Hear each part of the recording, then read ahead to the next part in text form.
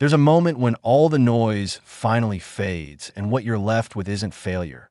It's shame. Not the kind of shame that comes from a mistake you made, but the quiet, hollow kind that comes from a promise you didn't keep.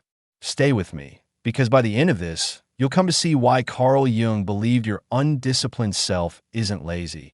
It's an exiled part of your soul, desperately knocking at the door to be let back in. We rarely acknowledge the slow, corrosive damage done to a person who watches themselves break the same vow, day after day, to declare, "I'll start tomorrow," while a deeper part of you already knows that tomorrow is a myth you keep telling yourself.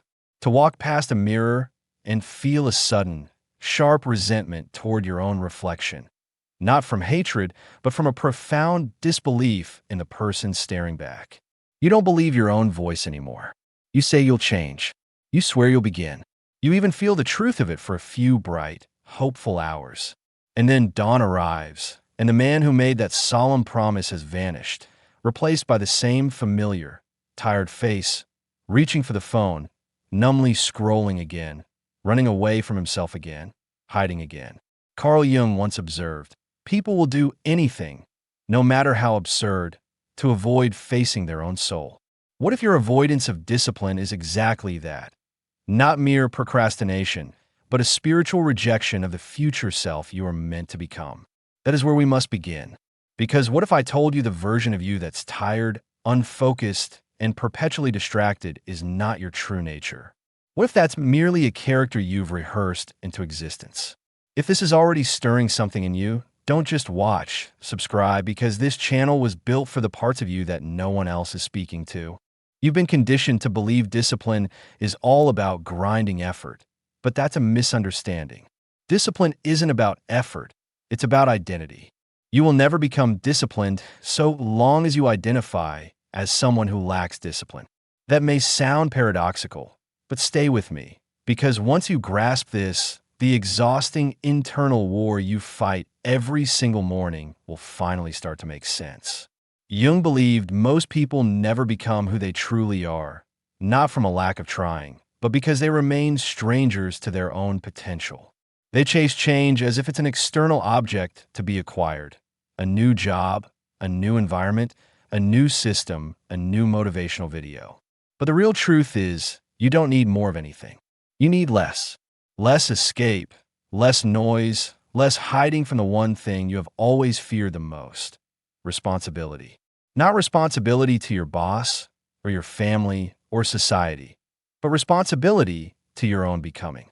The sacred, unspoken contract between who you are right now and who you were always meant to be. This is where true discipline lives. Not in your checklist or your 5 a.m. alarm, but in a state of devotion. Think back. When have you felt most vibrantly alive? It wasn't during moments of idle pleasure or rest. It was when you were in alignment, when you kept your word to yourself, or when you shocked yourself by doing what you once believed was impossible. That feeling wasn't just pride. It was integrity. And Jung would tell you that's no coincidence. The human psyche craves unity. It yearns to become whole. The more fragmented you are, saying one thing while doing another, the more your subconscious mind will rebel. You feel resistance not because you're lazy, but because your mind is rejecting the fraud of the person you're pretending to be. This is what most people miss. A lack of discipline isn't the disease. It's the symptom of a soul that has been split in two. You are a house divided. One half of you sets ambitious goals. The other half, secretly, works to break them. One side wants to build a legacy. The other just wants to disappear into the comfort of nothingness. And every single day you live this cycle, you aren't just wasting time. You are deepening the fracture within yourself. Jung warned us about this. He taught that what you resist will persist. The parts of yourself you disown and abandon do not die. They wait in the shadows. They become your shadow self. And this shadow isn't just your darkness or your brokenness. It also contains the disciplined, ambitious, structured, and powerful parts of you that you've locked away out of fear. Fear of failure, yes, but also fear of your own formidable strength. Yes, your own strength. Isn't that what you're truly afraid of? Because if you commit, If you actually become the disciplined person you claim to want to be, then you'll have no one left to blame. You won't be able to hide behind your untapped potential anymore. You'll have to become living proof of what you can do. And that is a terrifying prospect, because once you become proof, you can no longer escape your destiny. You're either rising to meet it or you're dying inside, and the world will be watching. But here is the unvarnished truth. You are already dying. Every time you betray your own schedule, every time you abandon your priorities, every time you hit snooze, scroll past your purpose, and settle for cheap dopamine instead of earned self-respect. You don't feel tired because of work. You feel tired because of a deep, spiritual guilt. Because in your bones, you know this is not who you were meant to be. I need you to hear this next part, not with your ears, but with your very bones. Discipline is not some extra chore to add to your life. Discipline is the soul's immune system. It is what protects you from spiritual decay, from the cancer of regret, from becoming a person who is everything in the world except himself. Drop a comment if something here hits a deep chord. Your words might be the lifeline for someone else who is still trapped in a place you've already begun to heal. And now, I need you to remember something. There is a time, long before the distractions and the burnout, before you lost faith in yourself, when you wanted this deeply. Your spirit hasn't forgotten that sacred fire. It has been waiting patiently and silently for you to return to that inner forge where discipline was first born within you. We will go back there. We will relight that flame. But not yet. First, we must uncover the root. Because now, we will descend into the origin of your undisciplined self. We'll trace where the fracture began, understand why you instinctively resist structure, and see how Jung's theory of archetypes reveals the buried identity that is sabotaging your every effort. This isn't about motivation. This is about transformation. And once you see it, you can never go back to who you were. You didn't become undisciplined by accident. You were trained, not in one dramatic moment, but through thousands of small betrayals. Some came from the world, and some, painfully, came from you. And somewhere along the way, you began to internalize a story that you're someone who almost does it, someone who nearly changes, someone whose potential never quite arrives. But that story is not you. It is a survival mask, carefully crafted from fear, rejection, and the subtle wounds no one else ever noticed. And now, years later, that same mask has hardened into an identity you mistake for your true face. Carl Jung said, "Until you make the unconscious conscious, it will direct your life, and you will call it fate." So let's make it conscious. Let's go back, not to relive the pain, but to understand it. Do you remember the first time discipline was punished in you? Maybe you tried to speak up with a new idea and were harshly silenced. Maybe you got genuinely excited about something and were mocked for your passion. Maybe you followed a routine, built something small and meaningful, took quiet pride in it, only to watch someone tear it down as if it were nothing. That is how the fracture begins. Not from laziness, but from pain. And here is the brutal irony. The disciplined part of you, the part that craves structure, control, and focus, is also the most vulnerable part because discipline requires an unshakable belief in your own power. And when that belief is shattered early, the disciplined self retreats into hiding. This is what Jung called the repression of the noble archetype, the king, the warrior, the inner architect of order. This is the part of your psyche that wants to build empires, lead your own life, and master your time and energy. It is still there, but it has been twisted by years of internalized defeat. Instead of standing tall in the light, it now lurks in the shadows of your mind. Not dead, just unclaimed. So every time you try to start a new habit, a morning routine, a focused work sprint, you are not starting from zero. You are confronting every ghost who ever told you. You won't follow through. You never finish what you start. You're not the kind of person who can change. And unless you realize this, you will keep self-sabotaging. Not because you want to fail, but because a hidden part of you still believes you must fail. Here is the crucial insight Jung left us. Your outer failures are rarely about a lack of effort. They are about a crisis of identity. You cannot outwork a self-image that contradicts the very person you're trying to become. You will always, inevitably, return to the person you believe yourself to be, no matter how many productivity systems you try. So, how do we change that core belief? Not with empty affirmations or hyped up speeches, but through integration. Let's go deeper. Imagine two men living inside you. The first wants power, legacy, and structure. He is focused, calm, and sovereign. He keeps his word even when no one is watching. The second man wants ease, comfort, and anonymity. He avoids risk, shies away from failure, and craves warmth over victory. These two men are not enemies. They're split fragments of a single whole, you. And as long as you reject one, you will never be complete. You must stop trying to kill the so-called lazy version of yourself. You must instead reclaim him. Speak to him. Ask him, what are you trying to protect me from? Because I promise you, that part of you isn't trying to ruin your life. He is trying, in his own misguided way, to protect you from pain, from the sting of disappointment, from the memory of being laughed at or abandoned. And when you begin to see this, discipline transforms from a war into something sacred. It is no longer a battle. It is a return to the inner throne you abandoned, a return to the center of your own psyche, where the king archetype sits waiting, not to dominate you, but to bring stability to your entire being. Jung knew that every man must eventually meet his inner king. And when he does, he stops performing for others. He stops chasing external permission. He begins to organize his life not to impress the world, but to reflect the inner order he has finally restored. That is what discipline really is, psychological architecture. It is the external, lived proof of your internal order.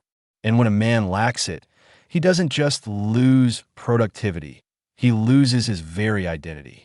This is why undisciplined men feel a deep shame even when absolutely no one is watching. Because it's not about what they did or didn't do. It's about who they are secretly afraid they are becoming. The fractured self is a haunted place.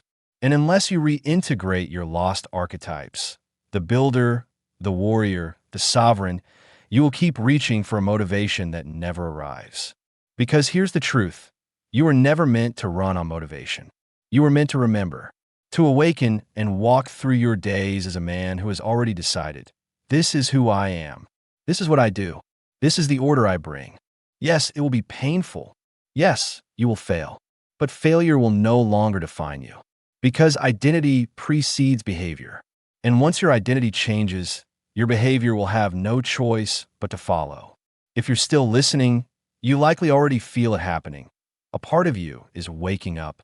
Not the frantic, overachieving part, but the ancient, wise, and relentless part. The part that doesn't need to scream. He builds in silence. Now, I need you to hear this. You cannot fully reclaim discipline until you forgive yourself for all the years you feel you've lost. This isn't about self-punishment or wallowing in regret. It's about maturity. The immature man cries, I am broken and must be fixed. The mature man declares, I am whole, and I must be remembered. So remember this. There was never anything fundamentally wrong with you. You just forgot who you were. And every time you choose structure over chaos, presence over distraction, action over hesitation, you are not becoming someone new. You are returning. Returning to the man your younger self needed you to be. Returning to the man your future self will thank you for becoming. You see, Jung believed the greatest work of your life isn't worldly success. It's individuation.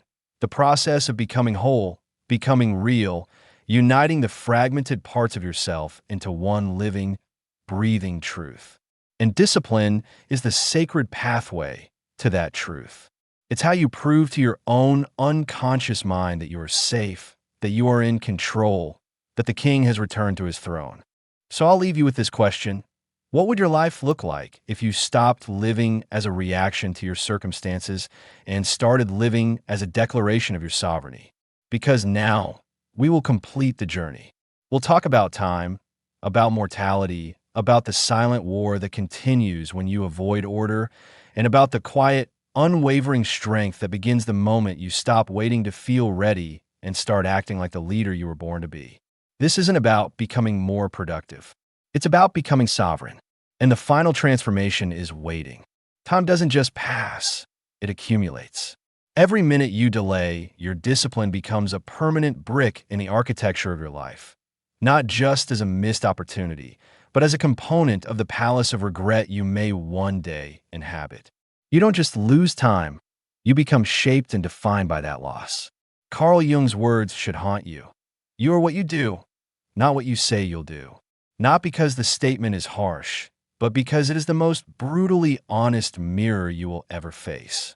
You don't need anyone to convince you of who you are. You're already proving it every single day through your actions and inactions. Most people never even notice the moment they begin to drift. They just wake up one day, a decade later, and realize with a sinking heart that the man they've become is not a man they admire. He is a sculpture molded by delay, by hesitation, by stories that sounded like wisdom but were really fear in clever disguise.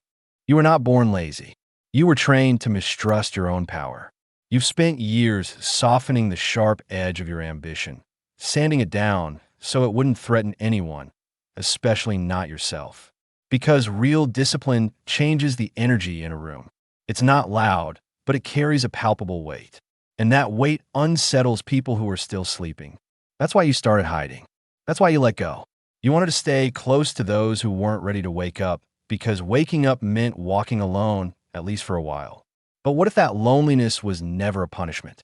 What if it was a sacred passage, a necessary test? You must understand something most men won't realize until it's too late. Every time you betray your potential to remain comfortable, you are practicing a form of death. Not a physical death, but a spiritual erosion.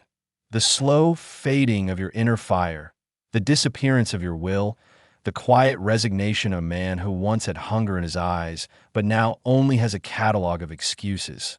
Jung didn't believe we find meaning by chasing happiness.